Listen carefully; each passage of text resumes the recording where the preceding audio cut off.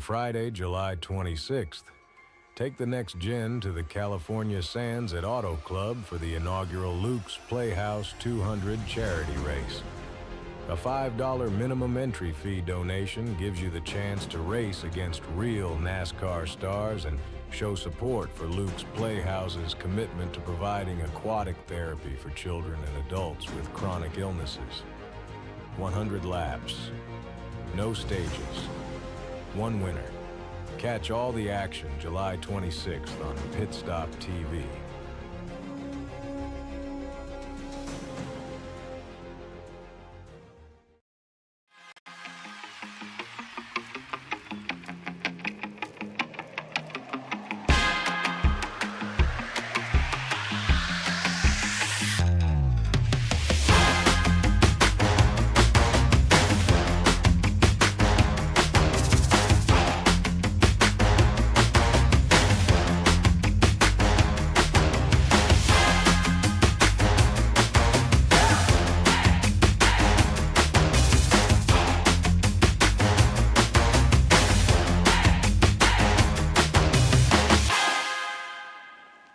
On Friday, July 26th, take the next gen to the California Sands at Auto Club for the inaugural Luke's Playhouse 200 charity race. A $5 minimum entry fee donation gives you the chance to race against real NASCAR stars and show support for Luke's Playhouse's commitment to providing aquatic therapy for children and adults with chronic illnesses. 100 laps, no stages, one winner.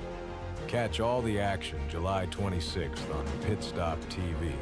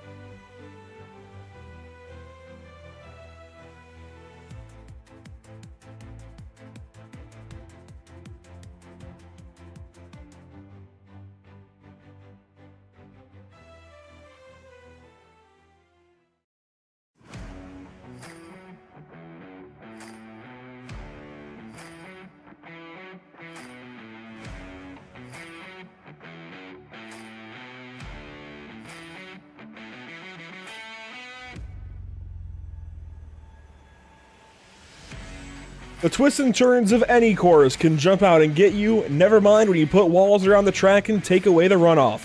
We've done just that and taken the North American Racing League back to the streets today to Long Beach, California. Round 4 is going to be punishing, and everyone needs the points as the season's end draws nearer and nearer.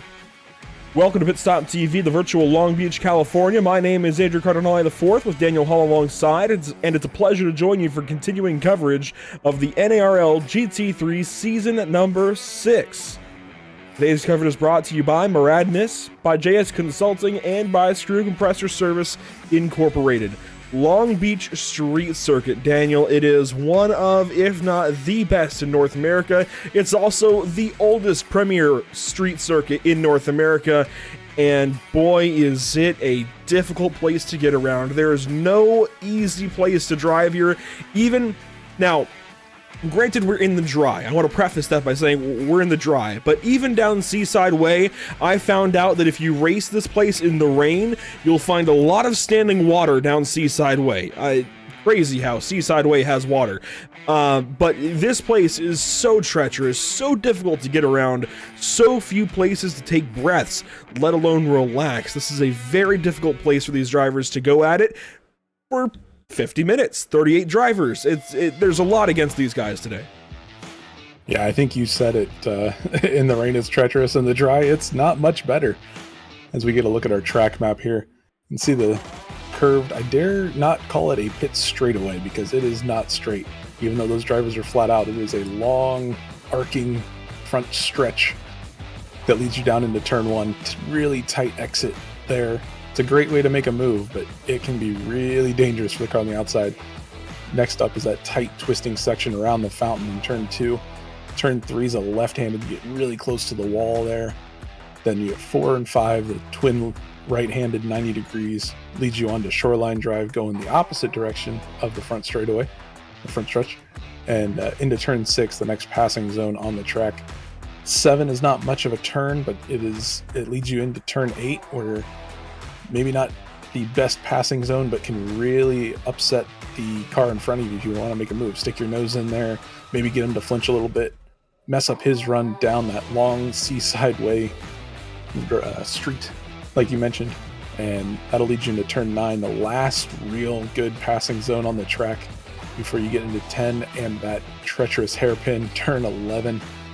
Absolutely first gear corner in this car, basically any car on the surface except maybe the Formula V, but it is super tight through there. You're not going to want to go too wide through there. You want to have your issues sorted out with whoever you're racing against, and that leads out of the turn 11 leads you back onto the front stretch. Let's take a look at point standings before we get going this evening. Qualifying on track, so we have to go quick. Here's Kevin Cantonio on top of the board, 200 points, darn near perfect this season. He's got 12 up on Scott Reister, 12 up on his teammate Jeremy Gonsalves, 19 up on Adam Brockway, who won the feature out at Nürburgring a couple of weeks ago. Thomas Rayleigh's 5th, so on down the order. Martin Crisp, Scott Kimbrough, Miguel Colon, Chris Sanchez, and Kevin Carlisle, your top 10 in Division 1. And if we flip over to Division 2 here, Daniel, things are very, very different. Bradley Alvis at 133 points, Logan Boone just 6 back. They each have a win this season. Charles Anderson 18 back, Mitch Bonaventura Charles Anderson 11 back, Mitch Bonaventura 18 back, and I feel like any of these top 4 realistically can still win this championship. I would say this might be a nail in the coffin today, potentially, for Kevin Cantonio to win this title overall in Division 1, but in Division 2, I think things are wide open. Any of the top 4 can win this, maybe even any of the top 5 or 6.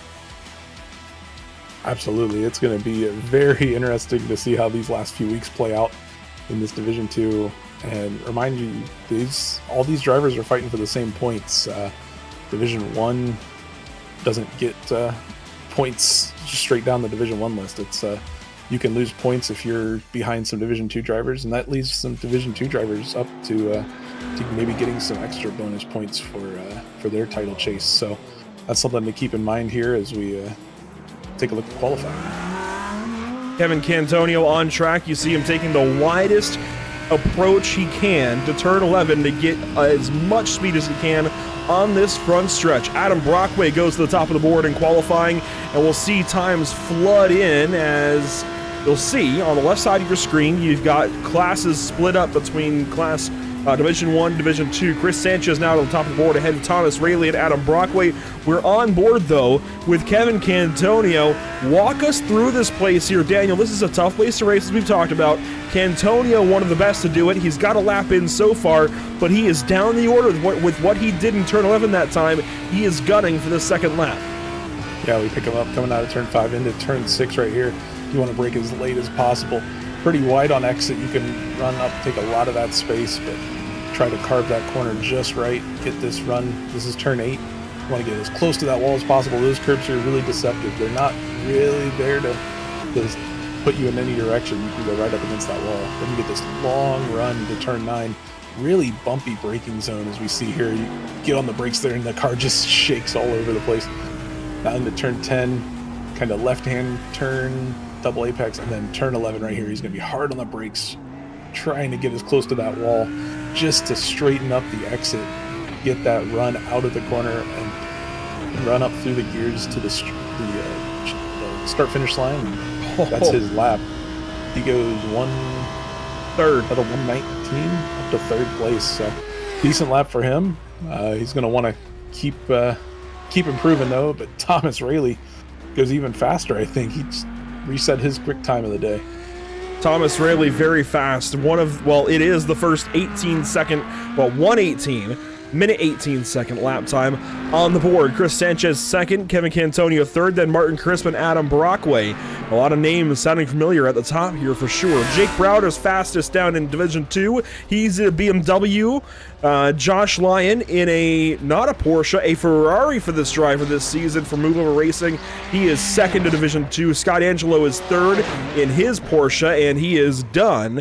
Mitch Buenaventura in a Porsche is fourth in Division 2, and Logan Boone in a Ferrari is fifth in Division 2 as he wraps up his qualifying run here in a moment. Let's see if Rayleigh can somehow go faster. That is a shocking lap time, a 1:18.928. He's going to come around the final couple of corners here in his Audi. And it makes sense that the Audi is quick here. It's a nimble street course. You need a nimble race car to get around it. And Rayleigh, that looked slow in turn 11. That looked suspiciously slow. We'll see what this lap time is, and yeah, it's off pace. Cantonio, though, went faster. He goes up to second. Yeah, Cantonio up to second. Yeah, Rayleigh looked like he missed the apex there in turn 11, so that was really what cost his lap time there. We'll take a look at Reister. Let's see how well he gets through there. Yeah, right on the inside wall. Gets that car pointed in the right direction, back on the gas. He's looking like this might be a good lap, too. We'll see when he crosses the line. What's it going to be? 1:19.6, slightly faster. That's going to put him up into 9th position, and that's going to looks like it's going to be the end of his qualifying. He did pick up, but he only he stayed in the same position, 9th overall, 8th in class. Ricardo Delgado went 7th overall, by the way, a 1:19.56 for your Division 2 provisional pole sitter. Here's Reed Gibson around the final corner in his big burly BMW M4. Up on the power, on the gas to the start-finish line for Reed Gibson. It's going to be a 1:19.65. Big improvement there for Reed. He's going to jump all the way into the top 10 from 14th overall. That is a big gain there. Kleber Tavares now on the power out of the final corner, trying to do something similar. Final lap around for Tavares to the line. It is a 1:20.187. He's going to improve from 27th overall. No, he won't. That lap did not count, actually. Wow. And that's the treacherous part here. You hit any wall here, and it's going to just delete your lap. 0x contact still makes it not count. So that must have been what happened to him, and that's unfortunate because he picked up a decent amount. That could have gained him a couple spots. Now watching Jeff Fleischman from Moradness. He's one of the only drivers, in fact, one of 2 drivers that is still qualifying. He and Miguel Colon are still on the clock. Miguel on lap 2, Fleischman here on lap 2 as well. Fleischman out of the final corner and to the start-finish line. Let's see what the lap is going to be. A 1 and change, certainly, but a 1:22. 8:01. It's a slow lap 2 for driver 10. How about driver number 1, Miguel Colon, reigning champion, went 4th quick last lap. A 1:19.283, would like to go even faster. Yeah, he's definitely got a chance. He's always been quick, and he's got that number 1 plate for a reason. So it looks like he might be able to do something here if we keep an eye on him. Watching Cologne through turn 6 there, then turn 7, turn 8. We'll go on board, inside the car, inside the helmet with Miguel, watching the driver's eyes more or less, right around the apex of turn 8. Ooh. You mentioned that curb can be, what's the word? Deceptive. Deceptive, yes, perfect. Turn 9 now, turn 9, 10, 11, very flowing but very difficult, very tight. Yeah, those bumps can really catch you out on the braking zone into there, and if you're not careful, then it's all about how you can get lined up just right. You see, he's got to grab another hand over the top of the wheel just to make that turn. It's so tight. As he gets the run out of 11, we'll see what he comes across the line with. He picks up 1:19.1. That'll be 3rd. Yep, moves ahead of Chris Sanchez. So that's gonna help his cause today. Oh, and Steven Santiago's slowest qualifier of the day. Unfortunately, struggling big time with this course. 34th quick of 38 cars, 4 not taking a time. Those will be Timothy Patterson, Junior Silvari, Alexandre Cunha, and T. Charles Anderson. That'll be starting from the rear of this field. So as qualifying comes down to a close, Santiago's in extra laps. That will do it for our qualifying session. We'll turn things over to the race here in just a couple of moments. Let's also take a look at our season schedule. Long Beach here, stop number 4. Next up, we head out to Japan for Suzuka, then Phillip Island in Australia. We're really going worldwide. Oh yeah, great selection of tracks for the season, and this home stretch is going to be amazing. This tight technical circuit of Long Beach where the walls are right there. Then you got Suzuka, classic F1 circuit, hosted the Japanese Grand Prix for many years. It's going to be a great race there, and then finish it off at Phillip Island in that endurance round. That's going to be some major strategy play and major chances to make a last statement for your points position. So qualifying is done. We're expecting about 38 laps today. Let's take a look at our Whiplash SimCam's race details. 60-minute practice, 10-minute qualifying. Those are done. A 50-minute sprint race is ahead. Fixed setup, 50% fuel, 15 incident limit, then every 5 incidents thereafter is a penalty. Thomas Rayleigh, fastest qualifier today. We'll take a look at our full starting grid. Rayleigh on pole, Kevin Cantonio from the 2nd spot, Miguel Colon, Chris Sanchez make up row number 2. A very potent second round there for sure. Starting 5th is Martin Crisp. Starting 6th, it's Adam Brockway. And Ricardo Delgado, your Division 2 pole sitter, he will grid up 7th overall. Jeremy Gonsalves, 8th, a low starting spot for car 62, and to complete your top 10, it's Scott Reister and Scuderia Chicken House's own Reed Gibson. Yeah, picking up with P11, Eric Leroy qualified there in the car 44, Kevin Carlisle to his outside in the car 72. Starting 13th will be Josh Lyon in the 23, his 2nd place in Division 2. Next to him, another Division 2, Ismail Alahi. Sorry if I mispronounced that one. And then moving on to the next row, you got Justin Sang qualifying 15th and Jake Browder in car 74 in 16th. 17th off the grid will be Lucas Souza and Diego Arida his outside in car 77. And car 29 in 19th place, Dominic Turcotte and Scott Angelo rounds out your top 20. We'll let the rest roll by as Thomas Rayleigh rolls us off the grid.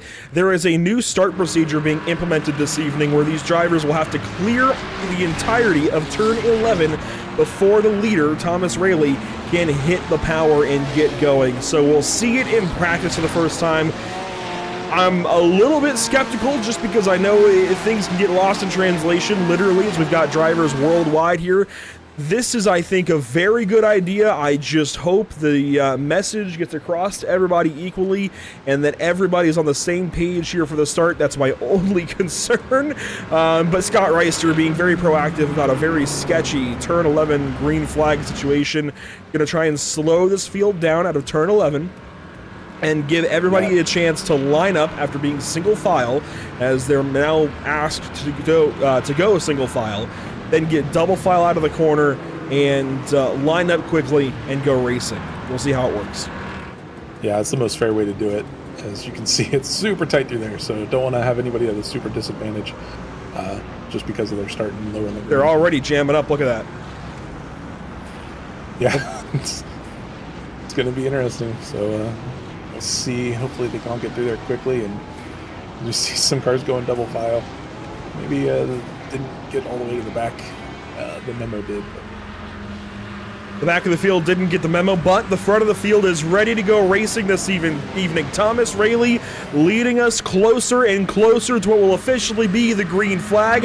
Time is already ticking, and green flag is in the air for the North American Racing League at Long Beach. It was an elongated pace lap, but we are racing to turn 1. Yeah, clean through there for the first few rows. Looks like everyone's trying to be really cordial and get through there without much incident. It's going to be tight and technical through there, but everybody looks to get through there pretty clean. Logan Boone already got some damage at the back of the field, works through the fountain for the first time. One car's bumper goes flying, and that is how they get on through. Just absolute chaos in some ways, absolute beauty in others. As we go up to turn number 8 for the first time, here's the field rolling through the 8th corner. Thomas Rayleigh out ahead. Yeah, and look at the level of commitment it takes through that corner. You want to get as tight to that inside wall as you can just to make sure you get the good run out of there. Like that BMW is a little loose, but no harm, no foul. So these drivers head toward turn 10 through there and to the hairpin for the first time in this race. The hairpin the first time. It's a clean lap 1. Everybody keeping orderly this first lap. Nobody too far off pace. A couple of cars going slow at some points, but there's our problem. Jake Browder has to come to a stop, and we jam him up in the 11th turn. Yeah, that's going to be a problem. He's looks like he's unable to get going. I don't know what's going on. And he has to tow.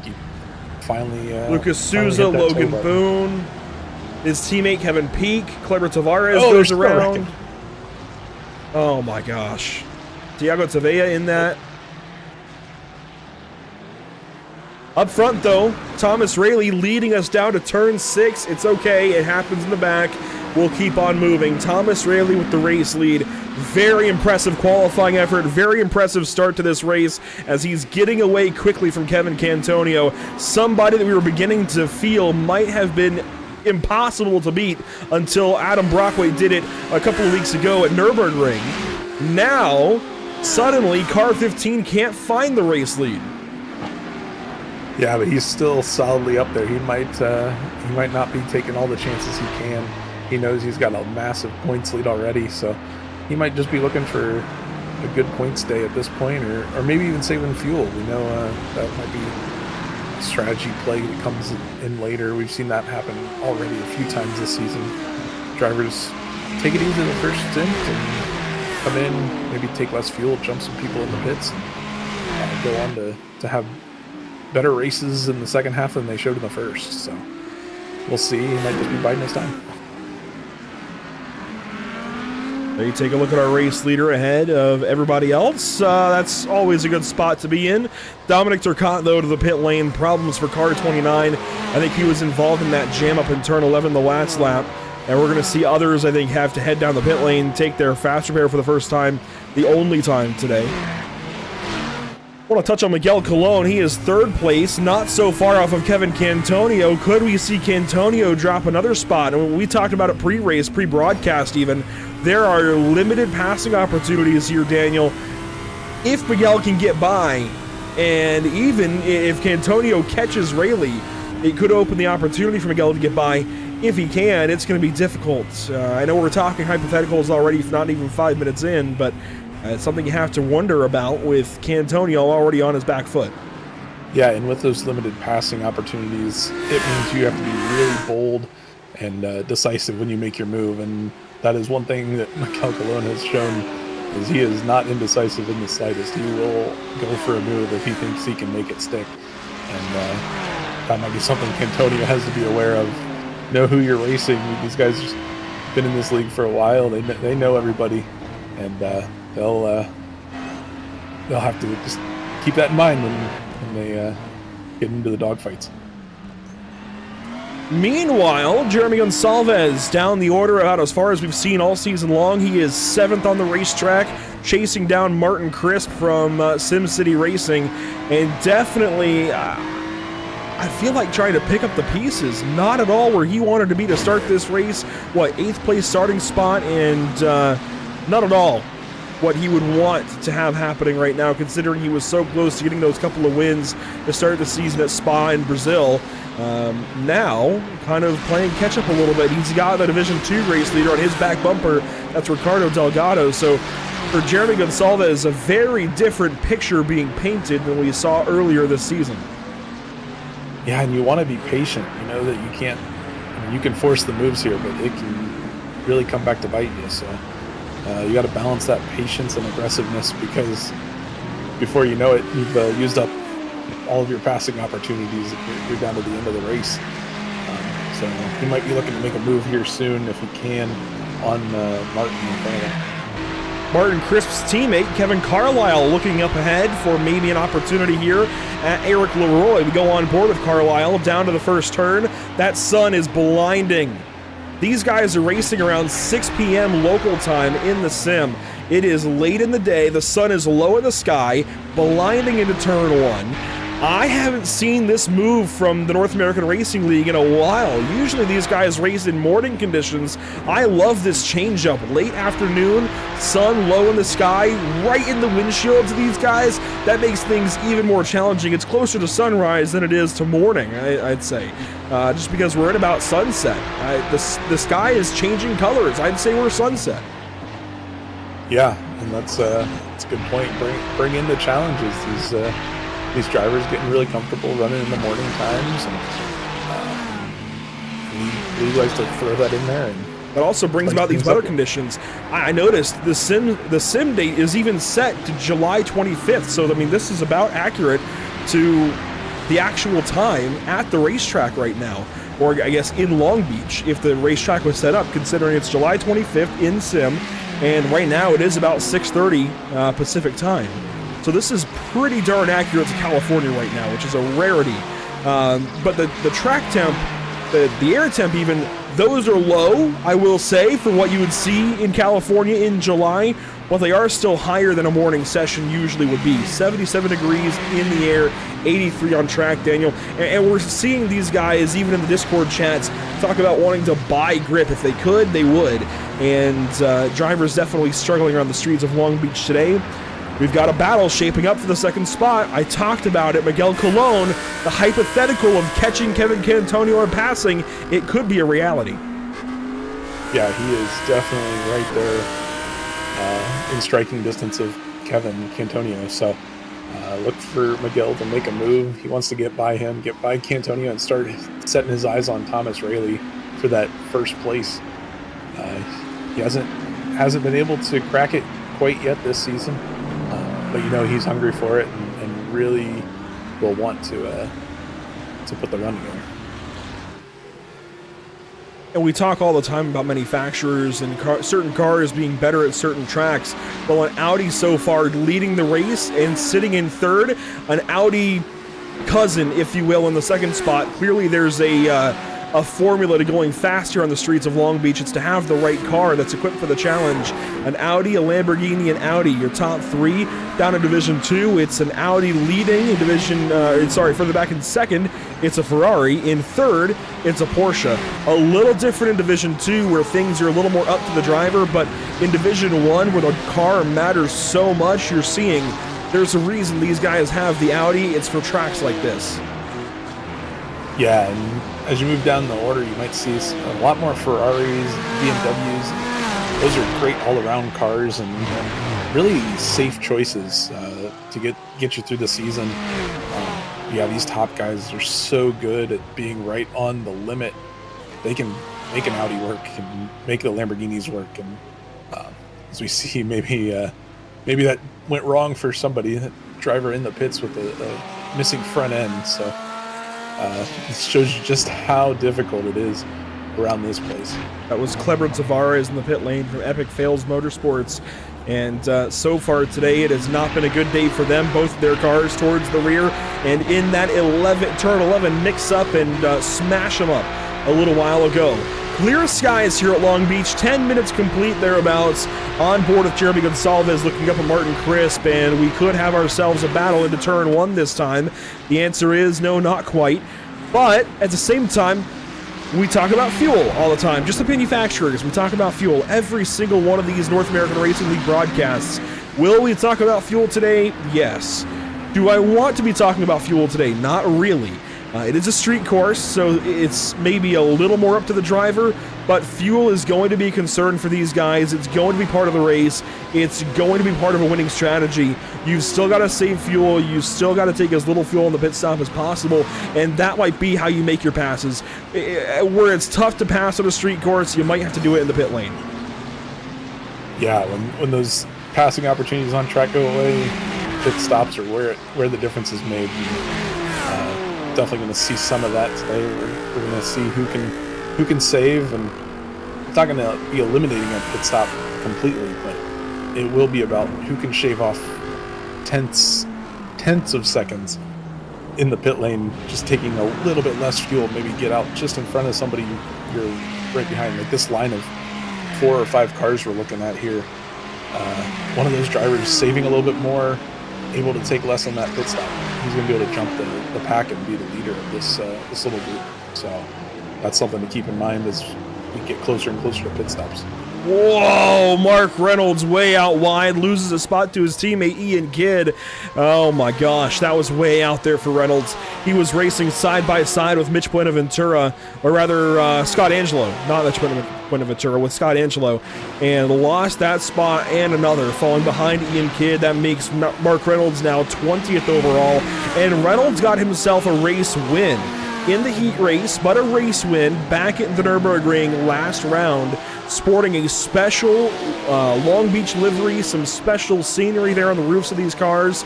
I would call them literally tin tops with the reflective fenders, but Mark Reynolds from Pure Team Alpha, a big moment going the wrong direction there in turn 11 the last time around. Would like to right the ship and get back moving forward, hopefully here soon. Also, you saw briefly while Daniel was last talking that Ricardo Delgado was flashing Jeremy Gonsalves. Ricardo has got to calm down a little bit here. To be flashing drivers in the first 15 minutes of a sprint race, that is a little bit shocking to me, especially considering he's a Division 2 driver mixing up with the Division 1 drivers. I get it. He wants to keep going. He wants to get more points. But you're looking really, really prime for a promotion there, Ricardo, and then all of this fighting you're doing right now will be for naught, as you'll be out of Division 2 and into a new fight. I would be a lot more cautious right now if I was Ricardo Delgado. At the same time, he's got a steering wheel, I don't, and there's a reason for that. Yeah, you can take you can't really take the race out of the race car driver, so he's going to do whatever it takes to try to maximize his position. But I mean, where's he going to go? These drivers are so close, nose to tail. They are stacked on top of each other. So even if you're able to make a move on one, you're still going to have to fight through the rest of the pack. So yeah, I think some patience might be a better strategy here. But like you said, there's a reason he's in the car and I'm just behind the microphone.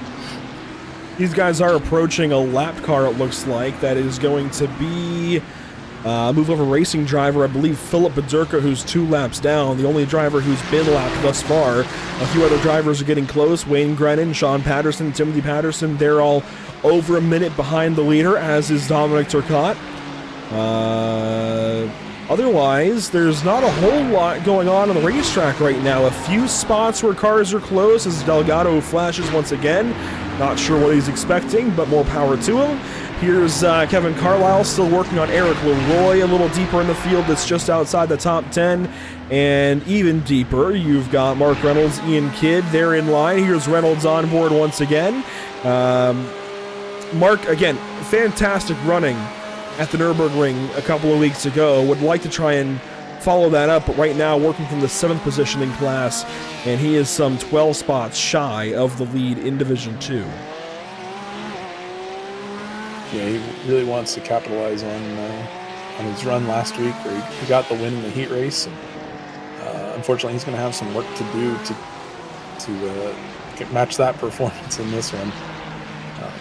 He's hanging in there. He's right there with a pack of 3 or 4 of them. This battle keeps looking more and more tantalizing to me. Eric Leroy defending from 11th overall, 10th in class, trying to hang on to that class top 10, right behind Scott Reiser as well, and that's right behind a lineup of cars all the way up to Martin Crisp and Jeremy Gonsalves. So it's Crisp, Gonsalves, Delgado, Gibson, Reister, Leroy, Carlisle, all in a line right now. And boy, that Martin Crisp machine keeps falling further and further back. I'm seeing a little more now as to why Ricardo is flashing. I don't think Ricardo's flashing the car directly in front of him, Jeremy Gonsalves. I think Ricardo's flashing more so at the 59 car right now, slowing this entire pack down. But it's up to Crisp to run the pace that he's able to run, and these guys have to deal with it or find a way by, and so far, nobody's found a way by. Yeah, he knows. He sees those cars behind him closing in. He knows that it's time to start making a move. But yeah, it's going to be hard for him to force anything with the 59 car in front with the car between them. So he knows that. As we see Steven Santiago duck into the pits, I think he made some contact with the wall that we just saw. So he might be getting his fast repair here. Yep, taking tires, getting his fast repair. He'll be back out. No more worse for the wear, but a little bit farther behind than he would like. That's for sure. Miguel Colon working a little bit closer to Kevin Cantonio once again, back within about a half second or so as they approach turn 1. That sun in turn 1 is blinding. My gosh. I'm sure it's blinding in turn 3 as well, or turn 4 rather, right here. Yeah, it's in the windshields for sure, right there in turn 4, and then it's in the mirrors most of the rest of the way around this place, but a very blinding sun in turn 1. And that might take away that passing opportunity, Daniel. If you can't see well enough into the corner, if these guys are running VR, maybe running an HDR monitor, maybe that sun is a little more blinding than you would think for a sim. Maybe that takes that opportunity away as Delgado looks to the inside of Jeremy Gonsalves. He is getting more and more impatient as these laps wear on. My question is, what is he expecting to get out of this? If he sits back and saves his stuff, saves his fuel, he can leapfrog that 59 car. If he wears his stuff out, he's not going to. Yeah, and now we have Gonsalves getting in on the flashing action. So maybe that whole group is starting to get a little more impatient, running as many laps as they have right behind Crisp. So we'll have to see if anyone's able to make a bold enough move to get him up out of the way. We made it. It's a difficult move into turn 1 with that sun. But not impossible. So let's see if anybody has what it takes to make a move stick there. I don't know if anyone's going to be quite close enough. I don't know if Gonsalves is going to be close enough to Crisp. No, he's going to stay in line for the time being. But look at that line of cars: 3, 6, 7. I think 8 cars in that pack right there. And this right now is a very large SimCity Racing sandwich. Many layers. Yeah, you got SimCity leading it and bringing up the rear of this pack. So, yeah, I don't know if that's part of their strategy or if it just happened to work out like that. But I don't know how much longer the one leading is going to be doing so with as much pressure as he's getting from behind. Love these static shots around the Long Beach Street Circuit. Just for shots like that, cars getting right out to the camera as Gonsalves continues to try and look for a way by Martin Crisp. This is all for 6th position on the racetrack. 6th through 12th. And even Josh Lyon is getting close in his Ferrari.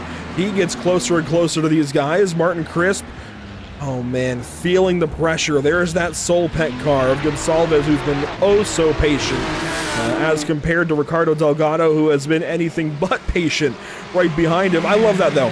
I love the difference in drivers that we're seeing, the difference in how they take these situations.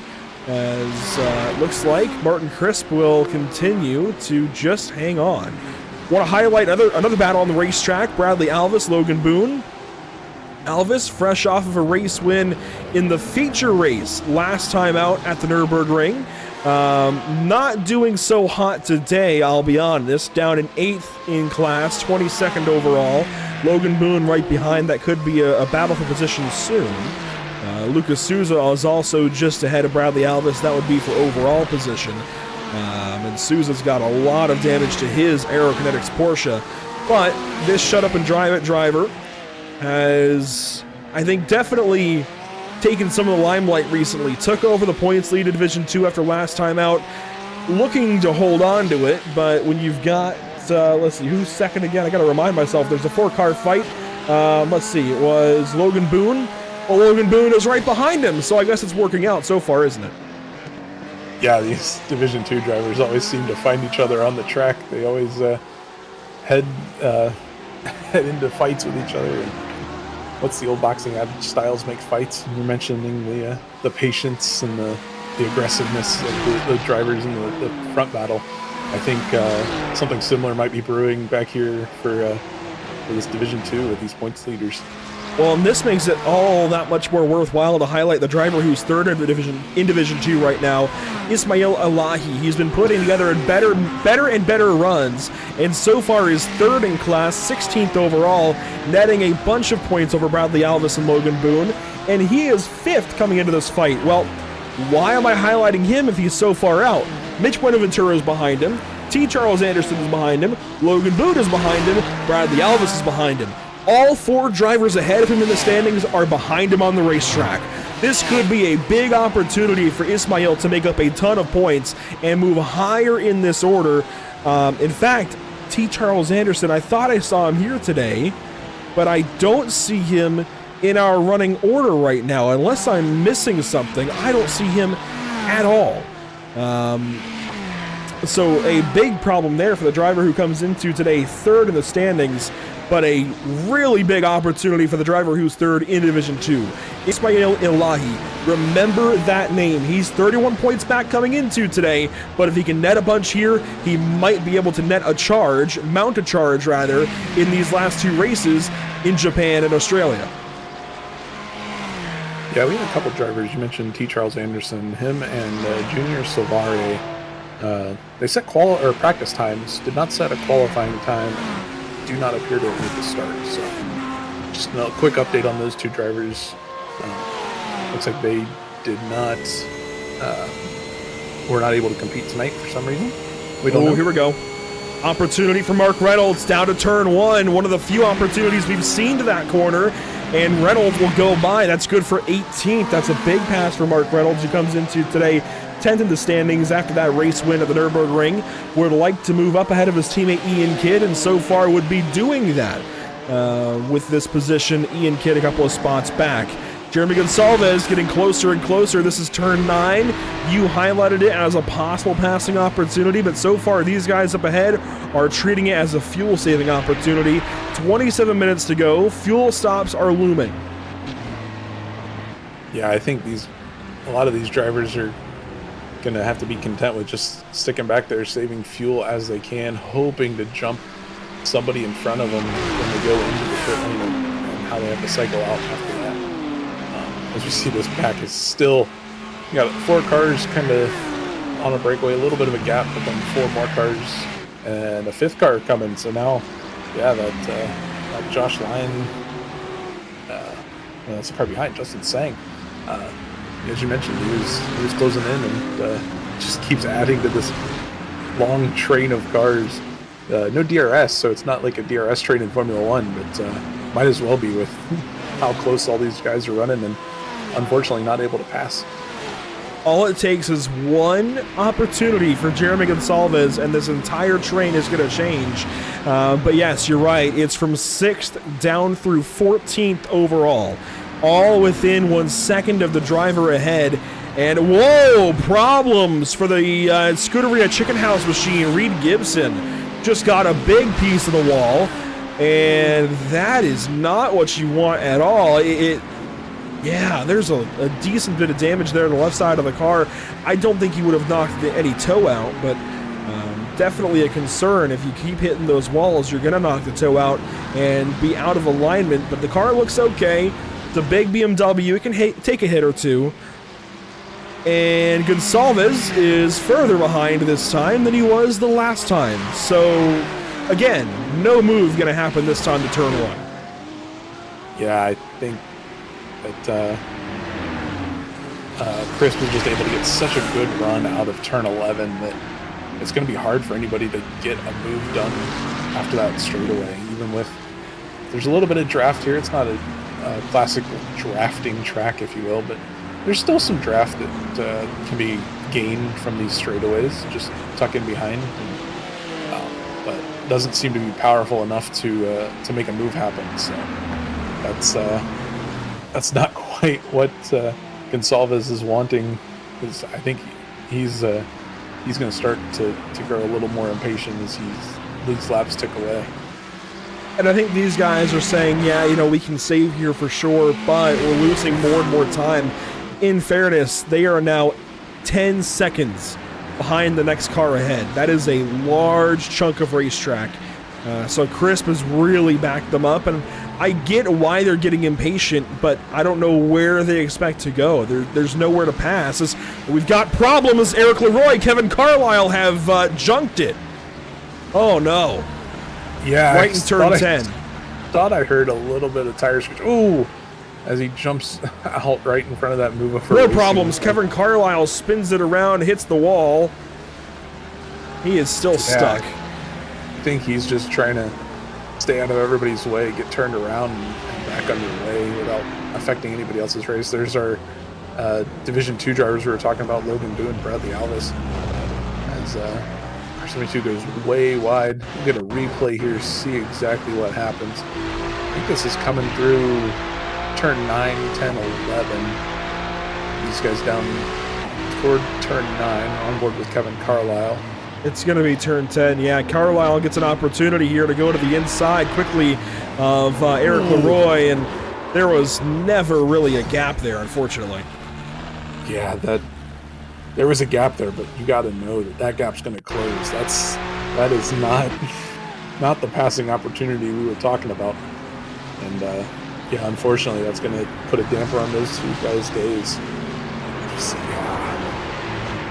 cracks the door open just a little bit, but that turn, you got to swing out wide to start making the radius of that turn. So, yeah, I don't think that was a well-advised move by Carlisle there. I think Eric Leroy will rightfully want a penalty out of that. I'm sorry, but that was just never going to work out. Yeah, and you're not really expecting a move there. You know that the hairpin's coming up, because even if he's able to stick his nose in there, you're going to be too wide. And in that case, Leroy would have the inside through the hairpin. So, yeah, if anything, you want to position yourself on the outside of turn 10 to have the inside for the hairpin, I would think. Yeah, I think if you're going to try to make a move there, yeah, like you mentioned, outside in that corner just to have the inside into the hairpin. It's unfortunately not what happened, and those guys paid the price for that as we look ahead back to this battle. We lost a couple cars out of this train, but it's still going strong. A lot of lifting and coasting here for Gonçalves all the way to turn 9. Martin Crisp must be hard saving. I mean, this situation gets bigger and bigger for these guys. They are now 12 seconds behind the next car ahead. And my question is, if they're so impatient, why hasn't one of them pitted? It looks like Ricardo Delgado. We decided. Just saw one pit. So he's going to try to use that undercut. He thinks he's saved enough fuel. He ducks in. He's going to get service here and maybe come out in some clean traffic. He would like to see some clean traffic after being tucked up behind those cars for so long. He goes up on Jax. He's going to take 2 tires. You can take 2 tires here with the half fuel tank size with no real issues. So he's down and away. 13.7 in the box. That's going to be the number to keep our eye on as more and more of these drivers pit. See how it's going to cycle out for them. A lot of others have pitted, going to include Jeff Fleischman back here in the 10 car. He has pitted and taken service, 13.52 seconds. Sean Patterson pitted a little bit ago, 14.67. Dominic Turcotte pitted and took about 10.2 seconds in the box. That was 3 laps ago.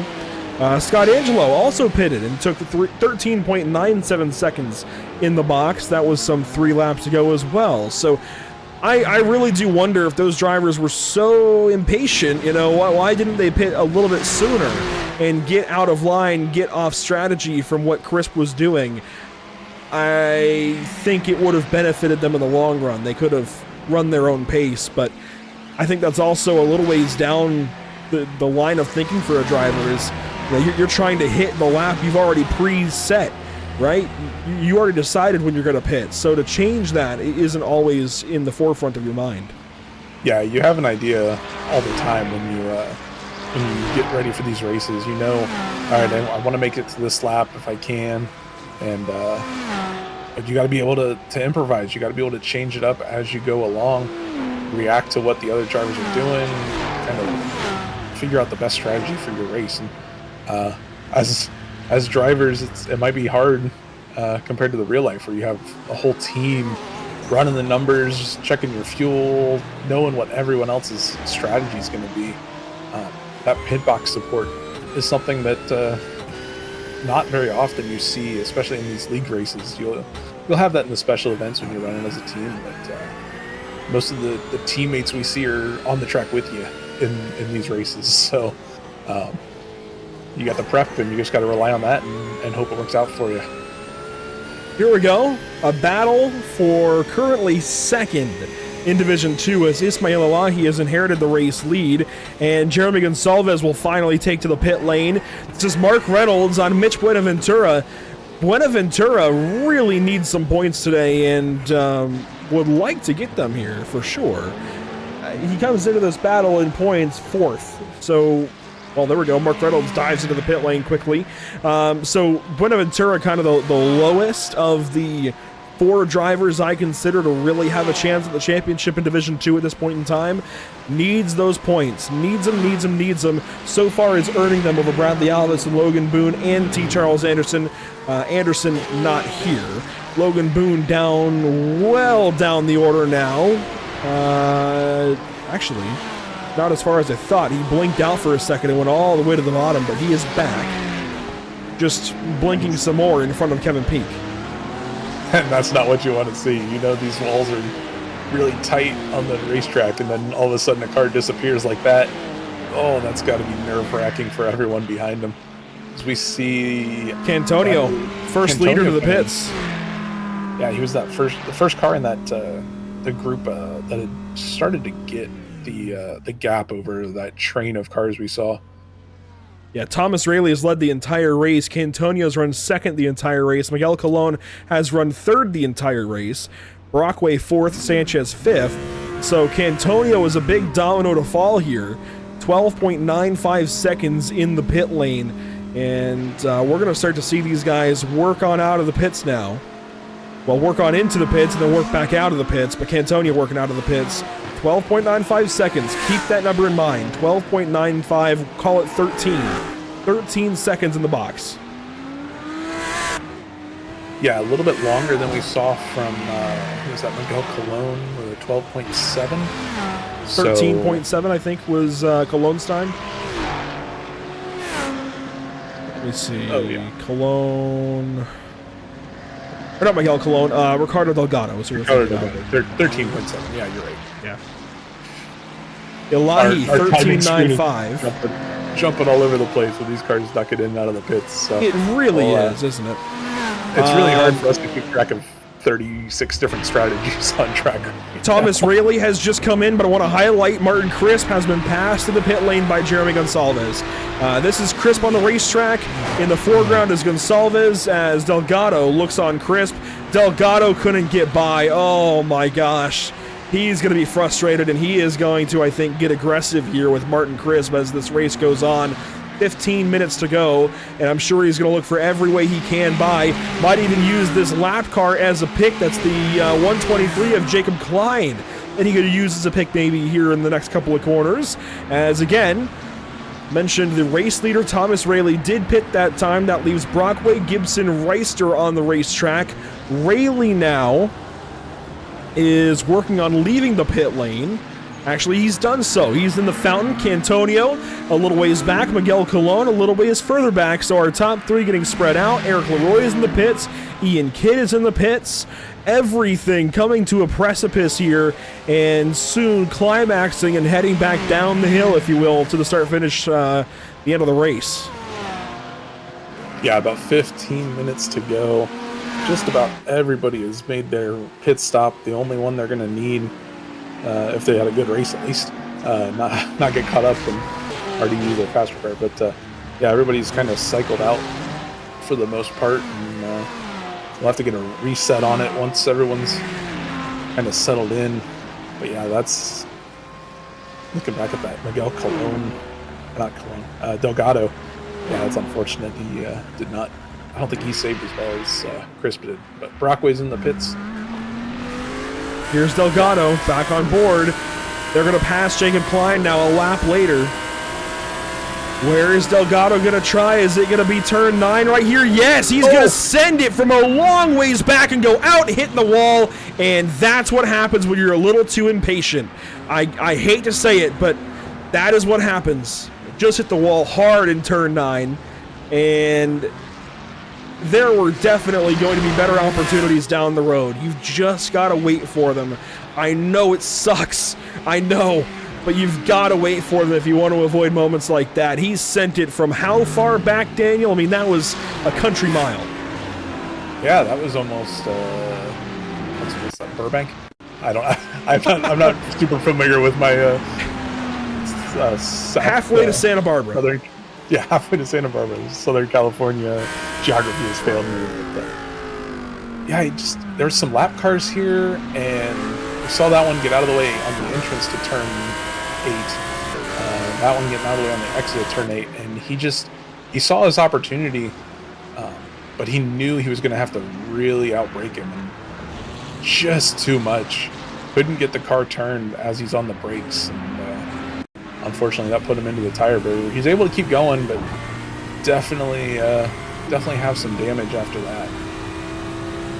I get it as a race car driver, but the unfortunate thing is now he's putting himself at risk of losing this race in Division 2. Josh Lyon is not that far back, and if he had stayed behind Martin Crisp, I think he would have been okay, but now he's behind Martin Crisp and Scott Reister, and with damage now to the body and looks like even some wing damage on the left rear of that car. It's concerning for sure for Ricardo, but he should still have pace at the end of this race. 12 minutes to go. You know what that means, though, Daniel? Driver of the day. Driver of the day conversation. Now, Adam Brockway is excluded from this one. He's our most recent driver of the day winner. That means we're looking for anybody else in the field, and I know who my vote would be if you don't pick him right away, but I'll give you the floor anyway. Could that be Thomas Rayleigh, who put it on pole and led the entire race? He is currently P2 right now, but I think that is because Reed Gibson has not yet pitted. So look at that. Hair bigger than the gap that Delgado had to Crisp on the descent into turn 9. Look at that big hair on his head. I love that. The personality just oozing from Thomas Rayleigh. If you don't pick him, I will. Yeah, I'll go with Thomas. He's definitely put in a solid run, and if he can finish this off, it's going to be a great day for him. So we know option number 1. Option number 2, I feel like I have to take somebody from the top 3. Kevin Cantonio, I think, will agree that he's gotten it a lot already and has gotten a look already this season. So I'm going to go down and take Miguel Colon, who has put together a really nice run for himself. I know he's a little further back now of the leaders, but putting together a solid day nonetheless in Division 1. I think you have to take from the top here. I think you really do. Nobody else has really been screaming, hey, I'm fast, I'm here. It's been these top three, Rayleigh, Cantonio, and Cologne. I feel like the pick has to come from them, but we can go down to Division 2 and pick from there here. Who's your Division 2 pick?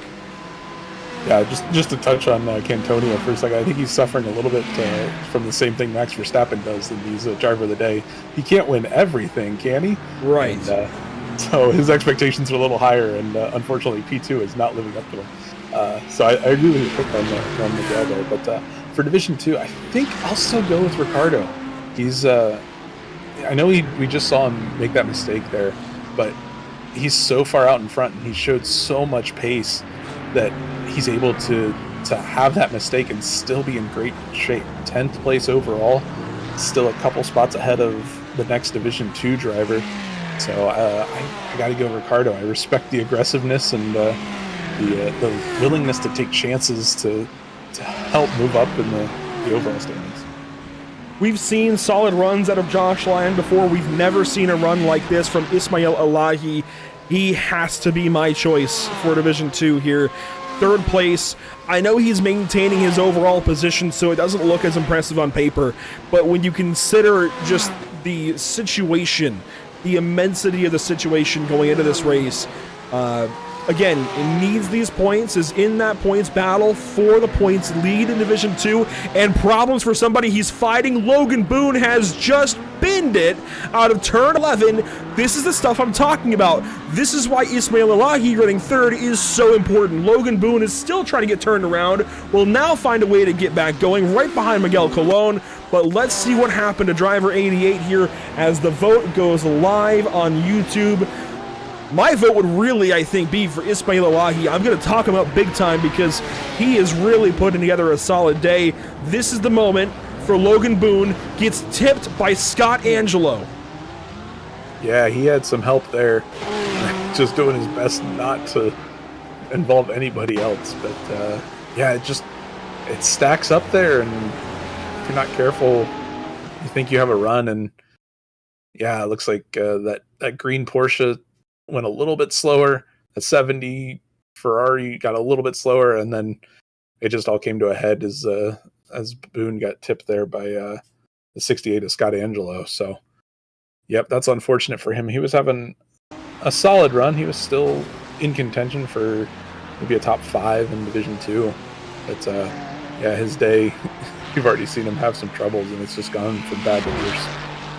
So the driver of the day vote is live, and really 4 solid, great choices in that group. As I'm surprised Logan Boone has gotten the car back around as solidly as he has, with no rear spoiler, no rear wing on that car. But he is a trooper for sure at this point. Up ahead, race leader Thomas Rayleigh. It's time to talk the race win. He might be in the waiting for his first ever North American Racing League victory. And he has done it, I believe, in Division 2 in the past, but he has certainly come through the ranks of this series, this league. He has come through AM, Pro-Am, Division 2, now Division 1. This is a success story you want to pay attention to.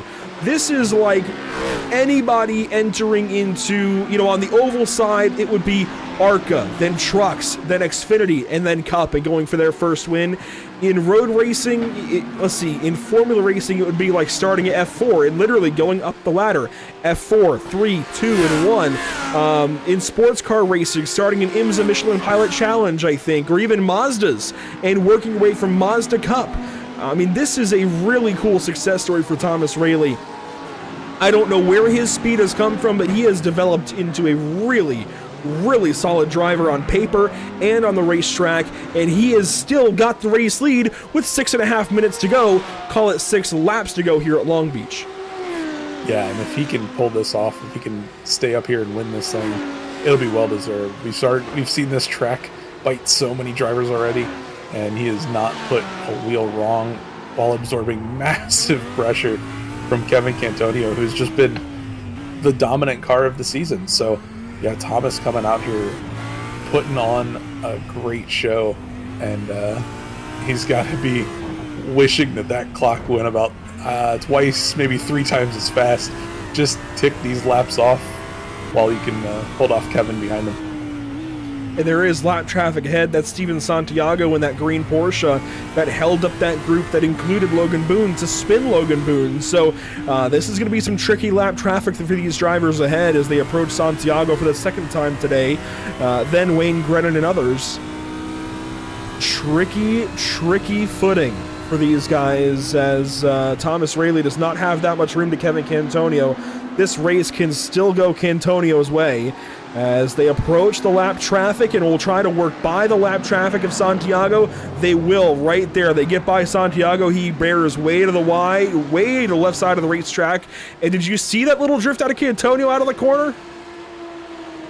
Yeah, that was right on edge. He is definitely pushing. But unfortunately, it looks like that little slip is going to cost him. He's losing time down the front stretch. So that's going to give Thomas Rayleigh just a little bit more breathing room over Kevin Cantonio, but he is still right there in striking distance. Further back, a nice little battle for 8th. Martin Crisp, Scott Reister, Ricardo Delgado. They are all in a line, and Delgado has not faltered a bit. I said he might lose that lead. No, he has kept that lead over Josh Lyons, so props to Ricardo. I know he had a not-so-great moment there with his send, but he has really shown why he is the top of Division Number 2 on the racetrack today. A really solid performance and a really solid recovery after a mistake a little bit ago.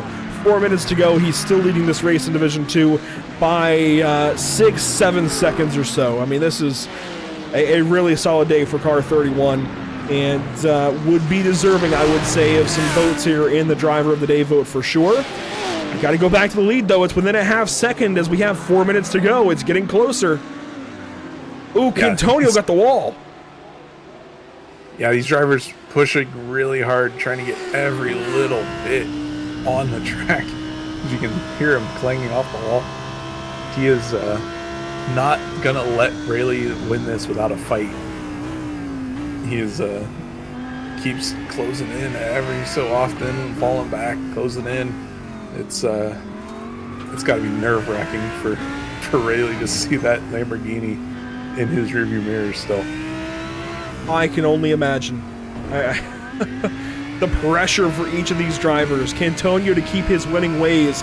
Rayleigh to try and upset them. This is really incredible stuff between these two for the top spot at Long Beach. What a story between them.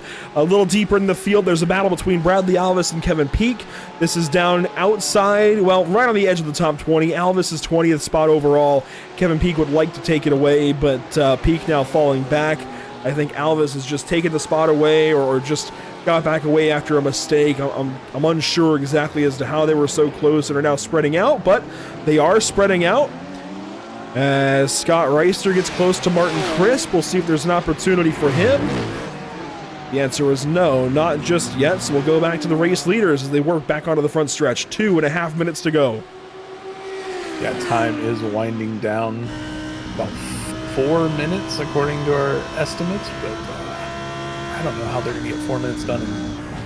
I think they are just at 3 laps to go. It's going to be close.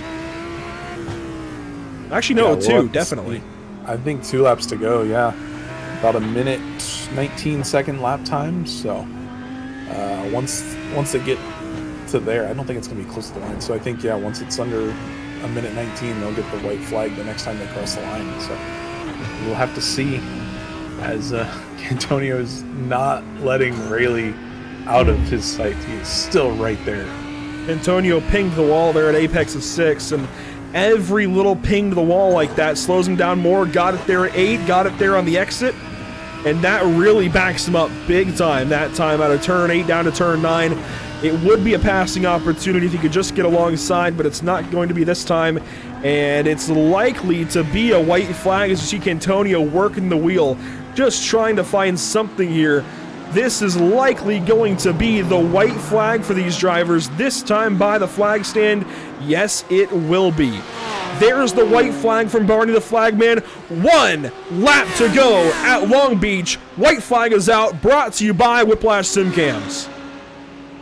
Yeah, can Rayleigh hold him off? He looked like he's started to gap Cantonio just ever so slightly. Got about half of a second. It's been hovering right around there. Oh, Cantonio really pushing. He's sideways out of turn number 1. But Rayleigh just keeping that car pointed in the right direction. Nice and smooth. Able to keep it going. It's going to be tough. Cantonio knows that there's not very many chances, even if he can get close enough to him to make a move. So we'll see as they come through 6 and 7, head toward turn 8 onto the backstretch. Deeper in the field, nothing changing. Lap traffic ahead. It's Kevin Peak and Bradley Alvis right in front of our race leaders down East Seaside Way. And to turn number 9 for the final time. Lap traffic in the way, and Rayleigh goes for it on Peak. He sends it into turn 9. He knows he can't wait. He knows he can't give an opportunity to Kevin Cantonio. Cantonio's going to take it anyway. Ships it into the hairpin, and Rayleigh's going to get away. Thomas Rayleigh is going to be a race winner in the North American Racing League. A last lap bump and run wasn't enough. This man wins at Long Beach. Wow, what a finish coming through that hairpin. I thought they were all going to wad it up. We had lap traffic in there, staying in there, and oh man. As we look back now, that is the battle for 8th with Martin Crisp, Scott Reister, and Ricardo Delgado coming through here. Oh, Ricardo clipped the curb there. He's going to go wide. That's not going to cost him. He's going to cost a little time, but not in any positions. They're well far out ahead. We see those drivers cross the line. What a hard fight. Look at this. The state of that car shows you just how much effort was put into this and how demanding this racetrack can be. Wow. I am still so fired up right now over Thomas Rayleigh going to victory lane. Gosh, that's so dang cool. Diego Edit, it looks like, was maybe slow to the line, loses a spot or something. Maybe Josh Lyon was slow. I'm not really sure. Something changed in that area. There's Ismail Alahi across the stripe. He goes 3rd in class. Scott Angelo will be the final car to finish this race, it looks like. Actually, it might be Wayne. No, it was Scott Angelo. And that is it this evening at Long Beach. Thomas Rayleigh is your winner. Unbelievable. You said exactly what I think we were thinking. That was going to be a crash, and then it just wasn't. I think they crashed. They just never stopped. They managed to all keep rolling, and it turns out that they were able to stay pointed in the right direction. Try to get the replay spooled up just right. Yeah, here we go. So this is into turn 11. You see Alvis goes wide and slows down. Gosh. That allowed Cantonio to just peek his nose in there, and that almost turned out really bad. Rayleigh got very lucky that that contact didn't result in something bigger. But yeah, coming up on these lap traffic, these 2 lap cars right at the end, not what these drivers wanted to see. Cantonio had to be thinking through that lap after lap, getting ready, almost had an opportunity, it almost worked out perfectly. I know you say it almost went badly, it almost went perfectly for Cantonio, but I honestly think that the lap car of Alvis helped Rayleigh save the car. Look at this, watch it in slow-mo here from the onboard of Cantonio. There's contact there. I think Alvis just existing there really helped Rayleigh hang on to the car. What say you? Yeah, I think that contact would have easily put Rayleigh around or knocked him wide enough for Cantonio to make that move stick. So yeah, Rayleigh definitely was helped by having Alvis out there. I don't know if Cantonio could make that move if Rayleigh doesn't get checked up a little bit, but oh man, the slow motion look.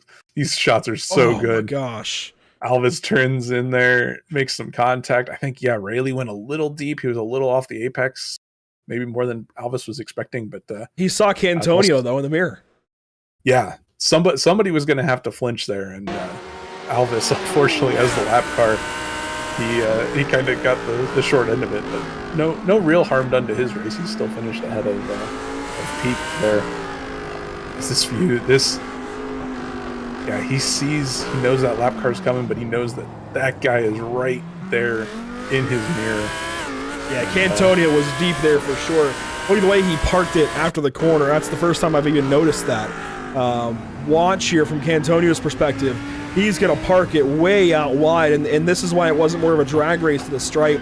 So he goes in there, sends it, contact, and then parks it way out here. He was deep into turn 11. Yeah, and it all got congested there, so yeah, that was... I don't know if Cantonio is playing that move or just thought that he might be able to get lucky and strike while the iron was hot by catching those lap cars. But yeah, wow, as we run through the results, I'll throw it back to you. Up top, Thomas Rayleigh is a North American Racing League race winner. Kevin Cantonio second, Miguel Colon third. What an epic way to win for Thomas Rayleigh.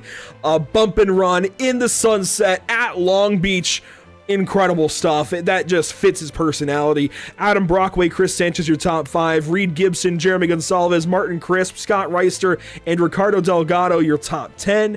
Delgado does get the win in Division 2. Solid day for him, even though it's going to be overshadowed, I feel like, by that move into turn 9 on Martin Crisp. Yeah, it's going to be tough to beat that. Tough to get away from that. But yeah, he was able to hang on for the Division 2 win as we look through 11th. Diego Airy, Justin Sang in Division 1. Josh Lyon bringing home P2 for D2. And ahead of Eric Leroy. And then Ismail Elahi in P3 on the podium in Division 2. Solid run for him. You mentioned he's really shown some improvement and was able to get on the podium. So ahead of a bunch of D2 drivers, a string of them right here. Mid-Sprint Ventura, Mark Reynolds, Ian Kidd, Scott Angelo, Bradley Alvis. Those all those guys that we saw kind of battling with each other for Division 2 bragging rights. And yeah, we saw Alvis there on the last lap kind of play into the race lead overall. Alvis and Peak both. Peak got out of the way a little bit more quickly, but I think was kind of forced out of the way there. Lucas Souza ends up 22nd. Jeff Fleischman, Logan Boone, Dominic Turcotte, your top 25. Followed up by Jacob Klein, Sean Patterson, Wayne Grennan, Steven Santiago, and Philip Badurka, your top 30. Badurka, a really unfortunate day, got taken out in that lap 1 mayhem in turn 11. Then you see the rest of the field, a lot of early exits here. Kevin Carlisle, Timothy Patterson, Alexandre Cunha, Dean Kerr, Cleber Tavares, and Jake Browder, and the results make it appear as if the NARL steward passed a couple of cars because T. Charles Anderson and Junior Silvari did not start this race. But Thomas Rayleigh, oh man, I cannot believe this guy is finally a North American Racing League race winner. Thomas Rayleigh in fireworks at Long Beach in the sunset. You get yourself a race win. What was going through your mind there in the final corner? Oh, the final corner? I can curse, right? We'll keep it PG-13. God, no, don't. That's what was going through my head. Please, no. But I don't know if everybody else survived, but I made it through, so I'm happy enough with that. Well, I think back to last season, and I think back to your video that you submitted for the video we did, where you edited to have the explosions and everything, and I just know that your personality is about as big as your hair here in this picture, and that race win, that finish just feels so fitting for you to come out here, dominate in Long Beach, fireworks at the end, you go to victory lane. How satisfying is it to finally get this monkey off your back and go from the bottom class all the way through to the top class and be on top now of this series? It feels great. I remember the first race I had in North American Racing League. I was bad pace. I was doing bad. It took me a couple years. Worked my way up. Worked really hard. And the beginning of the season was a little tough. And something kind of clicked this week. I realized I'd been driving the Audi like a Ferrari, and when I drove it like an Audi, I got a little bit more pace and put in. I could tell that I had really good pace, put in a lot of effort on good fuel-saving techniques, good pit lane techniques, and very happy that it all paid off today. You are also today's driver of the day. I mean, that's an extra little bonus on top of this. That's got to feel pretty good too, right? That extra cash. Absolutely, yeah. I mean, I guess I didn't even think about the cash. I just want to win. I want to put my name above Cantonio, Cologne, Rister, all these other guys that I've been chasing for about 2 years now, putting in the work. It's so great to see it finally pay off. Well, you're going to bag a whole bunch of points for sure. Go ahead. Yeah, how were you able to just absorb all that pressure? Cantonio was hounding you for almost the entire half of that race. How were you able to just keep focused and keep it going straight? A lot of sweat. And just keeping in mind next corner. Well, that's awesome. Congrats, man. That was an impressive drive to watch. Appreciate it. Thanks, guys. Thomas Rayleigh, finally a race winner in the North American Racing League. Congratulations, Thomas. Go get yourself a cold one. I will. Thomas Rayleigh this evening, victory lane for him. Kevin Cantonio rather goes second place here. Daniel, I'd imagine he's got to be pretty satisfied, but also got to feel like he came up short. Yeah, Kevin Cantonio here in the booth now. Second place, one spot short of probably what you were hoping for, but good race nonetheless. Probably extended your points lead a good bit too. How was that race for you? Okay, just connected. Sorry, what was it? I heard how was that race for me? Oh, well, yeah, you P2, probably one step lower on the podium than you were hoping for, but good points day. How was that race, and did you think you had anything for Thomas? I don't know. I was cashing him at the end a bit, but there were some back markers on the last lap. But I tried to make an ambitious move, didn't work out, and I made some contact, but nothing happened, thankfully. But I don't know. It was just tough in this Lambo. It felt good, but not as good as the Audi looked. Yeah, you mentioned that last lap move. Was that premeditated? Had you been thinking that move a few laps before, and seeing where Thomas may have a little bit of a gap open up there, or was that just a heat of the moment? You saw the lap car and you thought you might be able to take advantage? Into the hairpin, I would never try to go for it. It's too wide there. Someone dies. But yeah, I just saw the lap car. I thought maybe he'd be blocked and wouldn't turn in. He did end up turning in, so it was just heat of the moment. Okay, well, yeah, good. It was nice to see that all worked out for everybody, but yeah, that was great excitement that we had up in the booth watching that. We knew that it was coming down to that, but super hard to follow cars here. Yeah, it looked like it was tough easy to pass everywhere. We saw a train develop of about 8 or 9 cars, so is that something you experienced even up at the front there? Yeah, I mean, it feels like everywhere it's okay to follow, but then when you get to the hairpin, it's like everyone checks up, and then you feel like you can't really get on the power. At least maybe that's just me. I have trouble following at the hairpin closely. Yeah, it definitely makes it tough. So, well, good luck on the rest of the season. Well, I assume this won't be the last time we're talking to you with how much speed you've shown this so far this season. So, good luck in these next 2 races, and we'll hope to see you back in the booth here. All right, thank you. Hope to see you soon. There you go. That was Cantonio. Kevin Cantonio, P2 overall. Andrew, who you got next? I'm going to guess P3 overall. That it is. Driver number 1, car number 1, Miguel Colon. Kind of played third fiddle all day long, Miguel, but a solid, clean day for you. What was it like back there, and how did you get third place? Well, first of all, congrats to Thomas on the win. He had an awesome race, nice pace. I think we all 3 were almost similar pace. I think this race was more to decide who had a better qualifying at that point. I tried to make it with 2 tires, but getting to the pit box, I ran out of fuel, so I was coasting to my box. So that cost me some time over there, but good to be back in the podium again, so that's good. You talk about qualifying being that much more important, then how do you elevate in qualifying next time? How do you go out there and qualify at Japan and go for the top spot instead of being this third spot? Well, I don't know. I think Suzuka will be a different track in terms of like draft and open track. This is more kind of close track, so I think qualifying here will be more vital.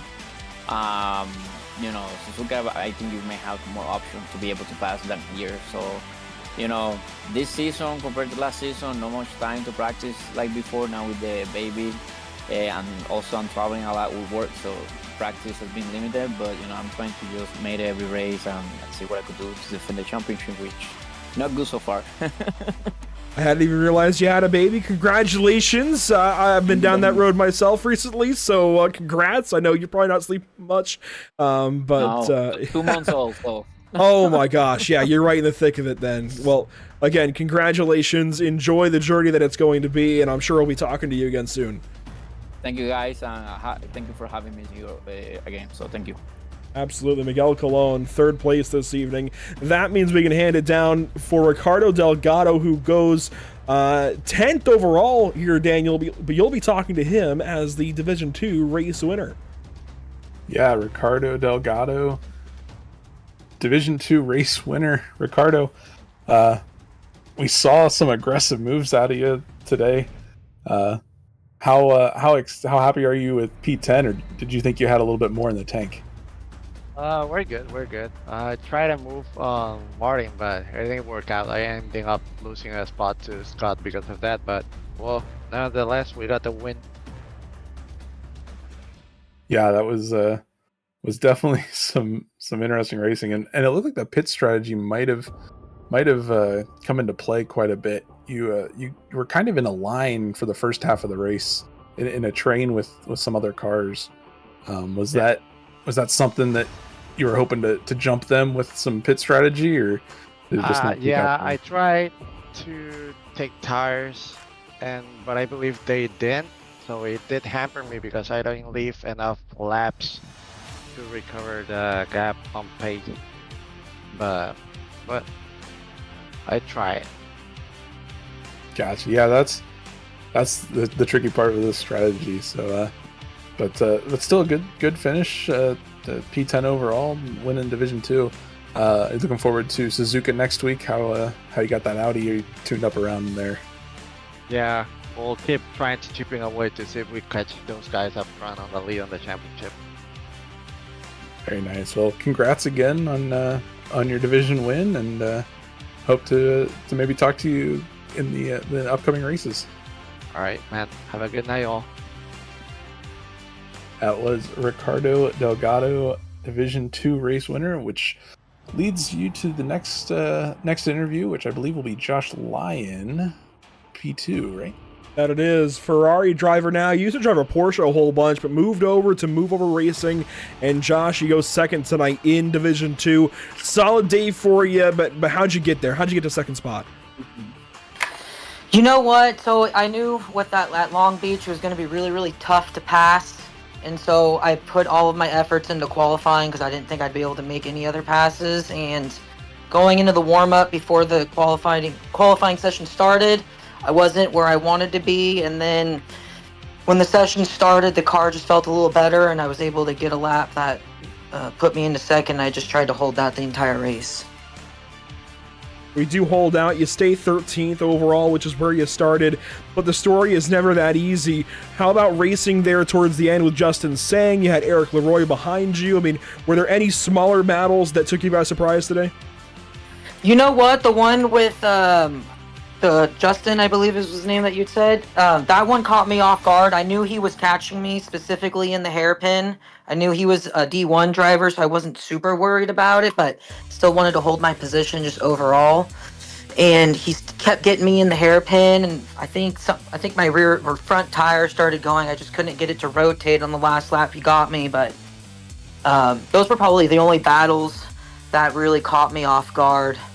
And then I forgot mid-race there was another gentleman in front of me. I don't remember what division. I think it was Division 1. And he went for a pass right before the hairpin and spun out. It happened in slow motion. I thought he might collect me, but I was able to avoid it. So that was a little bit of a Code Brown moment, but not too bad. Well, I'm glad you made it through without too many code brown moments and without that one being too big of a deal. Congratulations on third place. No, second place in class, 13th overall. Josh, we'll be talking to you again soon. All right, thank you.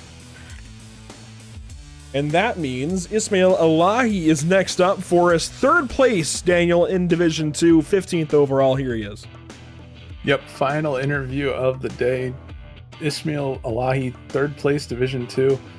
And how was your race out there? You, I think this is your best finish you've had this season. And how did Long Beach treat you? Yeah, well, first, I mean, it was crazy. I crashed my first quali lap. I couldn't get Sector 4 under control, and then I put in a 117 out of really nowhere. I think we definitely have a good team. We all put it together to put a lot of practice in, and we're all, I mean, around the same pace. But that pile up in the hairpin kind of saved us, or at least saved me. Yeah, you mentioned the team, and I noticed a few other Porsches painted up like you.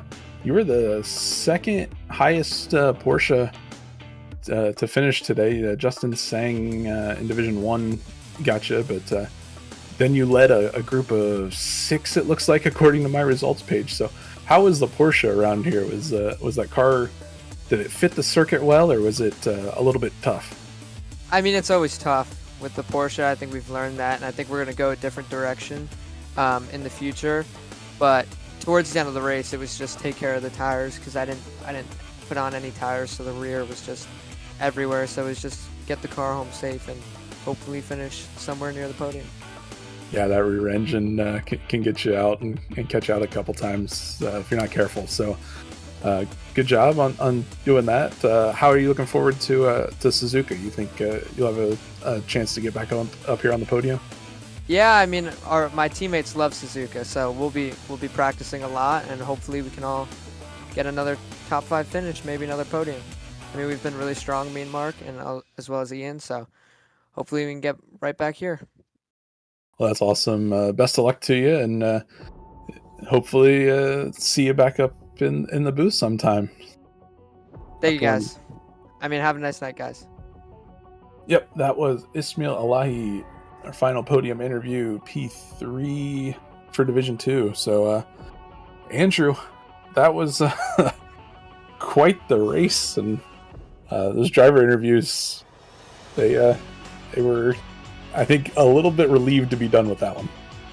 Yeah, and Ismail has been very, very close to these big runs. I want to say, nearly driver of the day. Second place in the driver of the day vote, 30% of the vote to 38% for Thomas Rayleigh. Really impressive run for Ismail, and while he's not driver of the day, while he's not getting that bonus cash, I think really has a lot to be proud of this evening. Let's take a look one more time at the season schedule. Next up, we head out to Japan, Suzuka Circuit. The same sprint race format for the final time this season.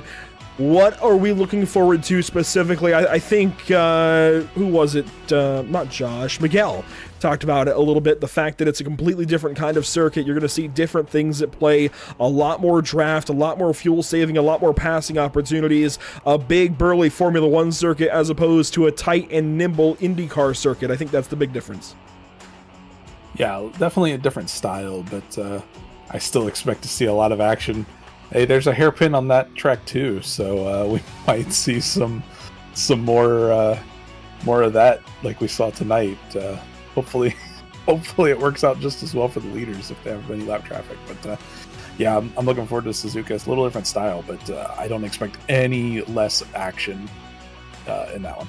I would almost argue that there's 3 hairpins at Suzuka, and I'm noticing now every single one of these tracks has some kind of hairpin corner. You've got La Source at Spa, you've got Bico de Pato at Interlagos, you've got a couple of them actually at Nürburgring. I'm thinking of Turn 7 though, mostly that carousel kind of hairpin.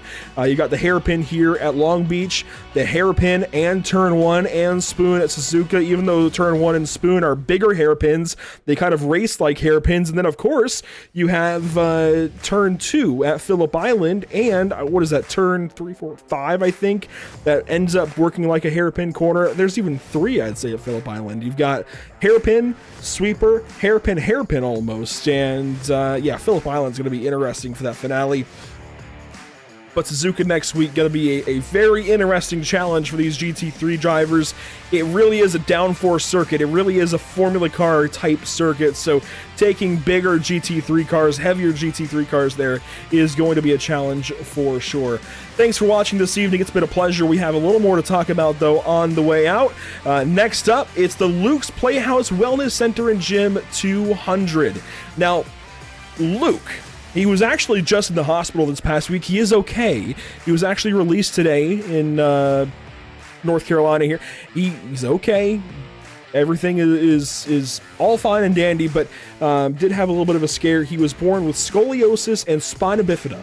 So he's had a challenging life, and he's gone through a lot of aquatherapy, and something that he has wanted to do is start a place that other kids like him have somewhere to go to feel like their own YMCA. And that's what Luke's Playhouse is. It's like their own YMCA, Luke's Playhouse Wellness Center and Gym, and they're trying to build it up into something big and brand new here.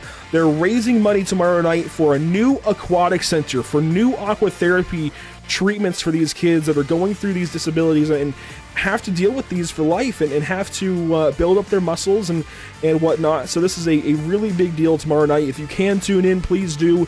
Even just tuning in is going to be a big deal to these kids, especially Luke, who's going to be watching.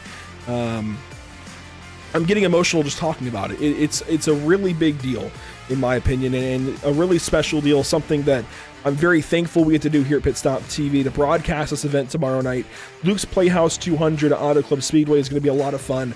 Again, just tune in. Tomorrow night, Luke's Playhouse Wellness Center and Gym 200, raising money for their new aquatic center that they're trying to build. And it really is going to be a big deal. It's right into my backyard here in North Carolina, and it's just going to be something special. Then Sunday, we go out to the Atlanta Motor Speedway for the Icon Cup Series. It's race 22 for them of 37 this season.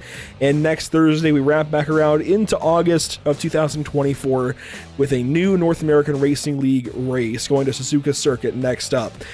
Daniel, there are plenty of places to watch Pit Stop TV, and they are all listed at the bottom of the screen. Yeah, if you want to support Pit Stop TV and what they're doing at Luke's Playhouse, that sounds like an awesome thing to do. So yeah, if you want to support Pit Stop TV and all they do, follow us along, pitstoptv.com, Facebook, Instagram, Twitch, YouTube, and X, everywhere. Pit Stop TV. You can find us, get in touch if you want to support more stuff like that. It's a great opportunity, and get to see some great racing while you're at it. So yeah, of course, we ask if you can tune in tomorrow to donate to the cause. There'll be a Venmo link included. But really, just tuning in tomorrow and putting as many eyes on this deal is going to be the name of the game, a big deal. So just tuning in tomorrow would be appreciated. Going to be an exciting event tomorrow night for sure. But that'll do it for us this evening from Long Beach. Thanks for tuning in once again. Daniel, thank you for being here. I got to load up the old graphic. I forgot to load in the new one since we missed you back at Nürburgring. I completely forgot this time around, but glad to have you here tonight. Glad to have you back on commentary. It has been a pleasure as always. Again, big thank you to our partners with the North American Racing League, Moradness, Daniel Morad and Company, JS Consulting, John Sedlak, who handles the back end, and Screw Compressor Service Incorporated. Our partners here with the channel, Whiplash Simcams, ATVO, and CC's Business. And that will do it for us. Once again, one more time, thank you for tuning in. We'll see you all next time. Have a good night.